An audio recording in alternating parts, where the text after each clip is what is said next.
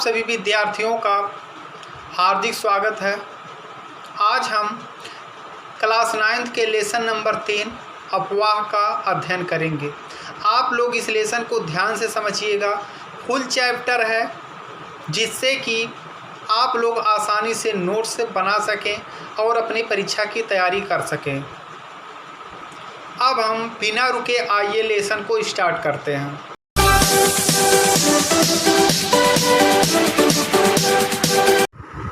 आप सभी विद्यार्थियों का एक्चुअल स्टडी में स्वागत है। आज हम क्लास 9th के भूगोल के तीसरे चैप्टर अफवाह का अध्ययन करेंगे। अब हम जानेंगे कि अफवाह है क्या। अफवाह शब्द बहते हुए जल और अपवहन तंत्र की व्याख्या करता है। इसे हम और सरल शब्दों में समझेंगे।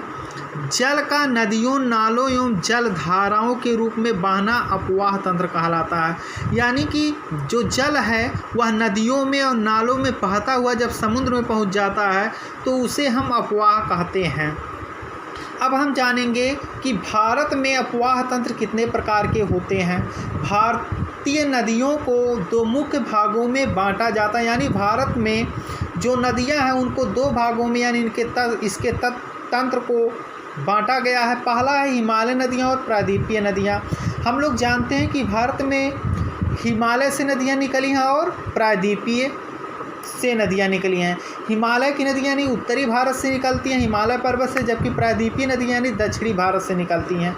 अब हम हिमालय नदियां की विशेषताओं के बारे में अच्छे से समझेंगे। पहला पॉइंट है, हिमालय की अधिकतर नदियां सतत वाहिनी होती हैं, अर्थात ये 12 होती हैं। यानी यहाँ की जो नदियाँ होती हैं वो लगातार बहती रहती हैं, यानी 12 महीने बहती हैं।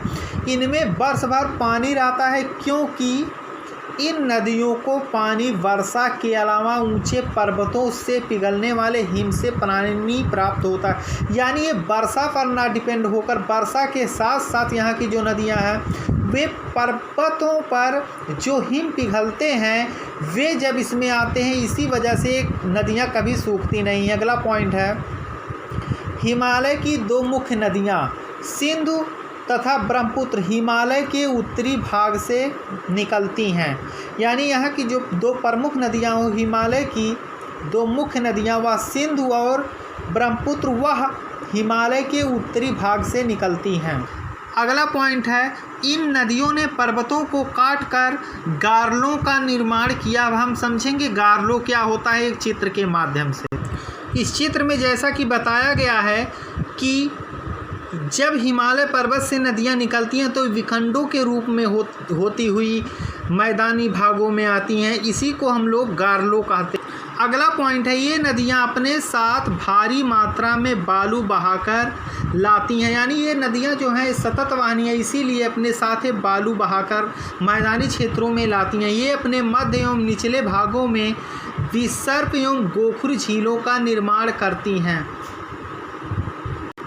जैसा कि इसमें बताया गया है कि विसर्प एवं गोखुर झीलों, विसर्प का तात्पर्य होता है यहाँ से जो नदियाँ निकलती हैं इस आकार से निकलती हैं, इसे हम विसर्प कहते हैं। और ये प्रमुख रूप से गोखुर यानी गोखुर की तरह झीलों का निर्माण इस तरह से करती हैं। अगला पॉइंट है, अंत में ये नदियाँ डेल्टाओं का निर्माण करती हैं। हम लोग जानते हैं कि उत्तरी भारत की प्रमुख जो गंगा नदी है वह डेल्टा का निर्माण करती है। अगला है प्रायद्वीपीय नदियाँ। प्रायद्वीपीय नदियाँ मौसमी होती हैं, यानी कि इसमें हमेशा पानी नहीं रहता है। इनका बहाव बारिश पर निर्भर होता है। जब बारिश होती है तभी इनमें जल रहता है। हिमालय नदियों की तुलना में लंबाई कम होती है, यानी इनकी लंबाई जो होती है वह बहुत कम होती है। ये नदियाँ पश्चिम की तरफ बहती हैं, जैसा कि जो हिमालय नदियाँ हैं वह पूरब की तरफ बहती हैं, जबकि जो प्रायद्वीपीय नदियाँ ये पश्चिम की तरफ बहती हैं। अब हम हिमालय नदी प्रवाह तंत्र के प्रकार के बारे में जानेंगे। यानी हिमालय जो नदी है इसके प्रवाह तंत्र कौन कौन से हैं। पहला है प्रमुख जो नदी है वह सिंधु नदी तंत्र, दूसरी मुख्य नदी है गंगा नदी तंत्र और तीसरी मुख्य नदी है ब्रह्मपुत्र नदी तंत्र। अब हम इसका विस्तार से अध्ययन करेंगे। जैसा कि पहला है सिंधु नदी तंत्र। सिंधु नदी मानसरोवर झील के निकट तिब्बत से निकलती है। जैसा कि इस चित्र में दर्शाया गया है कि सिंधु नदी मानसरोवर झील यहाँ मानसरोवर झील है और यहाँ एक तिब्बत नामक राज्य है जिस पर चाइना ने ज़बरदस्ती कब्जा कर लिया। यहाँ से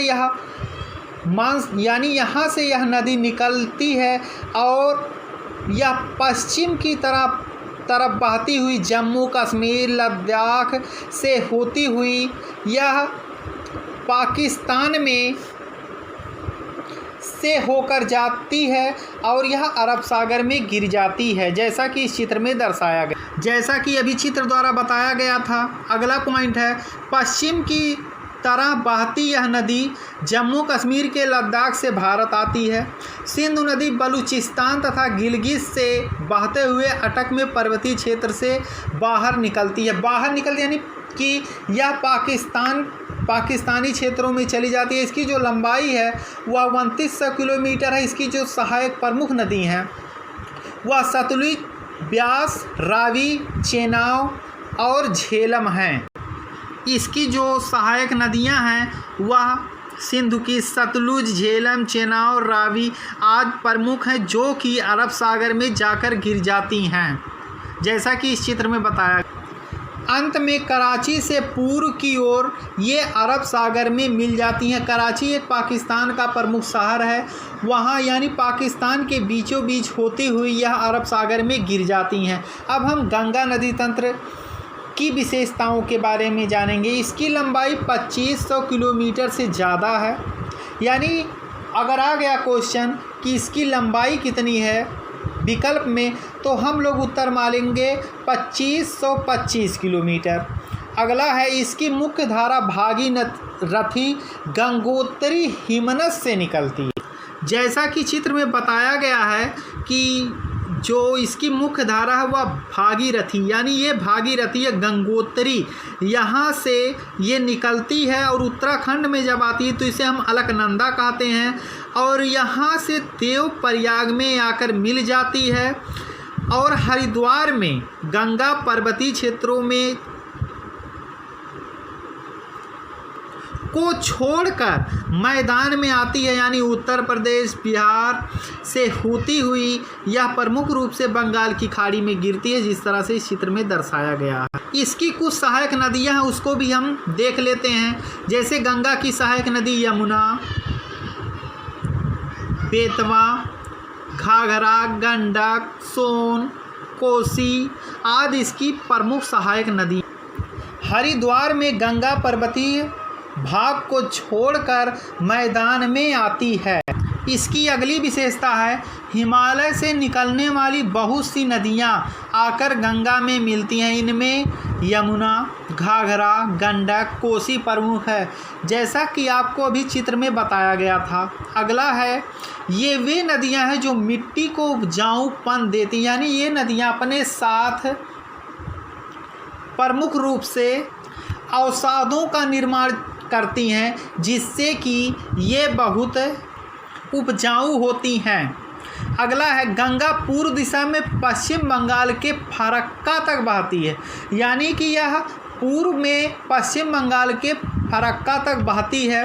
ब्रह्मपुत्र नदी आकर इसमें मिल जाती है। अब जो ब्रह्मपुत्र नदी है यह इसमें आकर मिल जाती है। अंत में गंगा और ब्रह्मपुत्र समुद्र में मिलने से पहले मेघना नाम से जानी जाती है।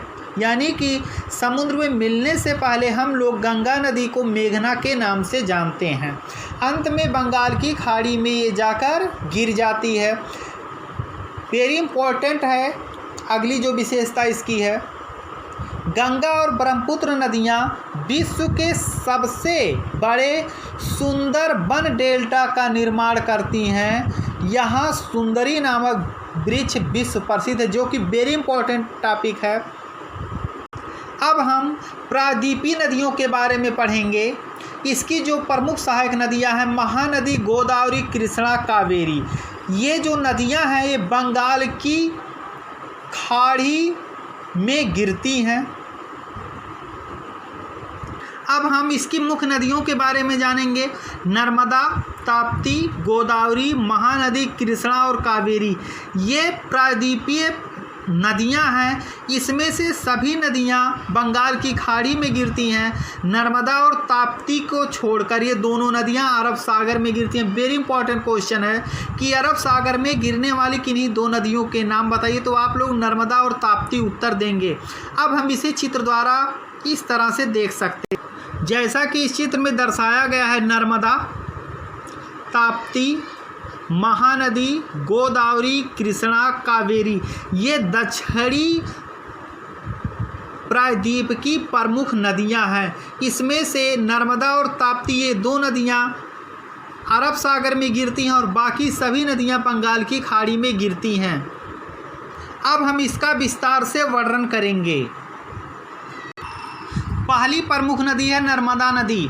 यह मध्य प्रदेश के अमरकंटक पहाड़ी से निकलती है, यानी कि यह जो नदी है वह अमरकंटक पहाड़ी से निकलती है जो मध्य प्रदेश में है। नर्मदा की सहायक नदियां बहुत छोटी हैं, मध्य प्रदेश में गुजरात तक फैली, यानी मध्य प्रदेश और गुजरात तक इस नदी का विस्तार है। जबलपुर में गहरे गाज तक फैली है और जहां यह तीव्र ढाल से गिरती है वहां धुआंधार झरना बनाती है। यानी यह जो नदी है यह बहुत तेजी से अपना ढाल बनाकर और ऊंचे जलप्रपातों से गिरती है जहां पर धुआंधार झरने का निर्माण होता है। अगली मुख्य नदी है ताप्ती नदी। यह मध्य प्रदेश की सतपुड़ा श्रृंखला से निकलती, यानी एक पर्वत है वहां से यह निकलती है। इसकी लंबाई बहुत कम है। यह मध्य प्रदेश, गुजरात, महाराष्ट्र में बहती है। अगला है महानदी। महानदी छत्तीसगढ़ से निकलती है और उड़ीसा में बहते हुए बंगाल की खाड़ी में गिर जाती है। इसकी जो लंबाई है वह 860 किलोमीटर है। इस चित्र में हम महानदी को देख सकते हैं जो कि छत्तीसगढ़ से निकली है और यह महानदी 860 किलोमीटर लंबाई में बंगाल की खाड़ी में आकर गिर जाती है। अगली इसकी प्रमुख नदी है गोदावरी नदी, जो कि वेरी इंपॉर्टेंट है। यह सबसे बड़ी प्रायद्वीपीय नदी है, यानी दक्षिणी भारत की यह सबसे बड़ी नदी है। यह महाराष्ट्र के नासिक जिले से निकलती है और इसकी लंबाई 1500 किलोमीटर है। इसे दक्षिण गंगा भी कहा जाता है। कभी कभी क्वेश्चन आता है कि दक्षिणी गंगा किस नदी को कहा जाता है, तो उसका उत्तर आप लोग गोदावरी नदी लिखेंगे। इसकी जो सहायक नदियां हैं वे गंगा, पेनगंगा, माजरा, पूर्णा और वर्धा हैं। यह महाराष्ट्र, मध्य प्रदेश, ओडिशा, आंध्र प्रदेश में बहती है। इसकी जो अगली प्रमुख नदी है वह है कृष्णा नदी। यह महाराष्ट्र के महाबलेश्वर के पास से निकलती, यानी यह एक पर्वत है वहाँ से ये नदी निकलती है। इसकी लंबाई जो है 1400 किलोमीटर। यह महाराष्ट्र, कर्नाटक, आंध्र प्रदेश में बहती है। तुंगभद्रा इसकी सहायक नदियां हैं। सभी नदियों को हम लोग कहाँ से निकलती हैं ये जानेंगे, वेरी इंपॉर्टेंट है। अगली प्रमुख नदी है कावेरी नदी। यह पश्चिमी घाट की ब्रह्मगिरी श्रृंखला से निकलती है, यानी इसके पहले लेसन में आप लोगों को पश्चिमी घाट के बारे में बताया गया था। वहाँ से यह नदी निकलती है, तमिलनाडु से दक्षिण में बंगाल की खाड़ी में मिल जाती है और यह तमिलनाडु से दक्षिण में बंगाल की खाड़ी में मिल जाती है। इसकी लंबाई 760 किलोमीटर है। अब हम नदियों के बाद झीलों के बारे में जानेंगे। अधिकतर झीलें अस्थायी होती हैं, कुछ में केवल वर्षा ऋतु में पानी होता है। कहने का मतलब ये है कि जो झील होती हैं ये कभी नहीं सूखती हैं, लेकिन कुछ झीलें दक्षिणी भारत में ऐसी हैं जो वर्षा ऋतु में पानी होता है लेकिन अन्य ऋतुओं में वे सूख जाती हैं। अगला, मीठे पानी की अधिकतर झीलें हिमालय क्षेत्र में है, यानी जो मीठा पानी होता है उसकी जो झीलें वह उत्तरी भारत के हिमालय पर्वतीय क्षेत्रों में हैं। ये हिमानियों से बनी हैं, यानी ये जो नदियां हैं वे यहाँ ये जो झीलें हैं वे कभी सूखते नहीं हैं, क्योंकि इनका जो निर्माण हुआ हिमानियों से, यानी कि बर्फ़ हमेशा पिघलकर इन नदियों में जाता रहता है। जम्मू कश्मीर की बुलर झील भारत की सबसे बड़ी मीठे पानी की झील है। वेरी इंपॉर्टेंट टॉपिक है कि बुलर झील कहाँ है, तो आप लोग उत्तर देंगे जम्मू कश्मीर। और पूछ लेगा भारत की सबसे बड़ी मीठे पानी की झील कौन है, तब भी आप उत्तर देंगे बुलर झील। अगला है राजस्थान की सांभर झील लवणीय झील है। लवणीय झील का मतलब होता है नमकीन की तरह झील है, जिसमें नमक का अधिक उत्पादन होता है। अगला है, अब हम जानेंगे झीलों से लाभ क्या होता है। अत्यधिक वर्षा के समय बाढ़ को रोकती, यानी जब वर्षा बहुत अधिक हो जाती है तो इसका जल इसमें भर जाता है और यह अधिक से अधिक वर्षा के फैलाव को रोकती हैं। पानी से बिजली बनाई जा सकती है और इसके जल को रोककर ऊंचे झरनों से टरबाइन द्वारा बिजली का भी उत्पादन किया जा सकता है। झीलों से पर्यटन को बढ़ावा मिलता है, यानी कि यानी जब अच्छी झीलें होती हैं तो विदेश से लोग वहां घूमने आते हैं, जिससे सरकार को अधिक से अधिक आय प्राप्त होता है और वह एक पर्यटन स्थल बन जाता। अब हम जानेंगे नदियों से क्या लाभ होता है। नदियों से लाभ यह होता है, सिंचाई आसानी से होती है। जिन क्षेत्रों में वर्षा कम होती है या जिन क्षेत्रों में वर्षा या नदियों की कमी है, उन क्षेत्रों में नहरों द्वारा सिंचाई होती है। जैसे उदाहरण के लिए राजस्थान में इंदिरा नहर का निर्माण किया गया है। अगला है नौ संचालन, यानी कि कुछ जलयान ऐसे हैं जो जलयान हैं जो नदियों में चलते हैं, जिससे कि उससे आय भी प्राप्त होता है और वह एक पर्यटन स्थल को बढ़ावा देता है। अगला है बिजली बनाना। जो नदियां हैं यहाँ से हम जलाशय बनाकर, उस बांध बनाकर जलाशय का निर्माण करके वहाँ से जल प्रपात के द्वारा हम बिजली का उत्पादन कर सकते हैं। अगला है नदी प्रदूषण के कारण, यानी जो हमारी नदियां हैं प्रदूषित क्यों हो गई, गंदी क्यों हो गई, इसके कुछ प्रमुख कारण हैं। उद्योगों का कचरा, यानी कि जितने भी उद्योग भारत में हैं वह सभी नालों के माध्यम से इसका जो जल है वह बड़ी बड़ी नदियों में जाता है, जिससे कि वह समुद्र में जाता है और यह प्रदूषण का प्रमुख कारण है। घरेलू कचरा, हम लोग कूड़ा करकट क्या होता है जल में फेंक देते हैं और वह नालियों के माध्यम से नदियों के माध्यम से जल में, यानी बड़े बड़े समुद्रों में चला जाता है, जिससे कि नदियां प्रदूषित हो रही हैं। धार्मिक कारण, कुछ धार्मिक कारण हैं जिसके कारण भी नदी प्रदूषित हो रही है। जैसे हम लोग क्या करते हैं, शव को जला देते हैं और उसके बाद उसमें फेंक देते हैं, या किसी अन्य धार्मिक कार्य को करते हैं तो उसमें हम क्या करते हैं, प्रमुख रूप से यह भी एक कारण बन जाता है। नदियों को प्रदूषित होने से बचाने के लिए सरकार ने कई कार्य किए हैं, जैसे राष्ट्रीय नदी संरक्षण योजना। राष्ट्रीय नदी संरक्षण योजना, जिसकी स्थापना प्रमुख रूप से 1985 में की गई थी, जिससे कि नदियों को प्रदूषित होने से बचाया जा सके। और बाद में 2014 में नमामि गंगे योजना आई, जिससे कि गंगा को साफ किया जा सके, जो कि भारत की सबसे प्रमुख और पवित्र नदी मानी जाती है। जो लोग नए हों वो कृपया करके इस चैनल को सब्सक्राइब कर लें, जिससे कि आने वाली वीडियोज़ आप तक आसानी से पहुंच सके। धन्यवाद।